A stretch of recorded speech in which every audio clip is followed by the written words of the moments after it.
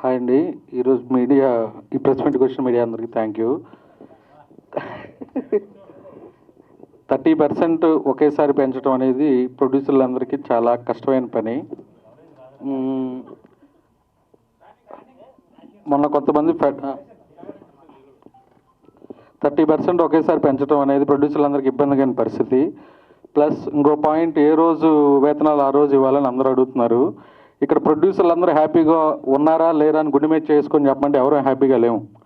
ఒక cinema Hindi dubbing కొనుక్కుంటే cinema ఆడలేదని release తర్వాత 50 లక్షలు ఆపేస్తున్నాడు. ఓటీటీ రిలీజ్ తర్వాత 50%, 1 month అని అగ్రిమెంట్ ఉంటుంది, 4 నెలల తర్వాత ఇస్తున్నాడు. మేము కూడా డబ్బుల కోసం వెయిట్ చేస్తున్నాం. ఇక్కడ కానీ మేము వెయిట్ చేయం, ఏ రోజుకి ఆ రోజు ఇవ్వాలనేది మాత్రం చాలా ఇబ్బందికరమైన పరిస్థితి.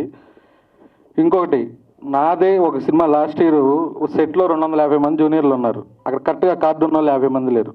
మిగతా వాళ్ళు ఎవరు? మరి యూనియన్ ఏం చేస్తుంది? ఏమీ చేయట్లా, కామ్గా ఉంటున్నారు. ఇది కూడా ఒక రకమైన మోసమే. నాన్ మెంబర్స్కి ఇస్తుంది ఒక రేటు, మెంబర్స్కి ఇస్తుంది ఒక రేటు. మరి ఆ డబ్బులు ఎక్కడికి వెళ్తున్నాయి?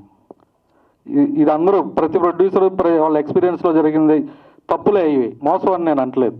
ఇవన్నీ బయట పెట్టాలి. అండ్ ఈ షూటింగ్లు ఆపడం వల్ల, నాది ఒక సినిమా రిలీజ్ ఉంది దీపావళికి, షూటింగ్ ఆపి కూర్చున్నాం. ఇది కరెక్ట్ కాదు. వయా మీడియాగా అంతా మాట్లాడుకొని అందరూ ఒక దాని మీదకి వచ్చి సపోర్ట్ చేయాలి. చిన్న సినిమా బతికితేనే థియేటర్లు ఉంటాయి. పెద్ద సినిమాలు ఇప్పుడు ఎస్కెన్ గారు చెప్పినట్టు సంవత్సరానికి 50 ఉంటాం, 50 కూడా ఉండవు.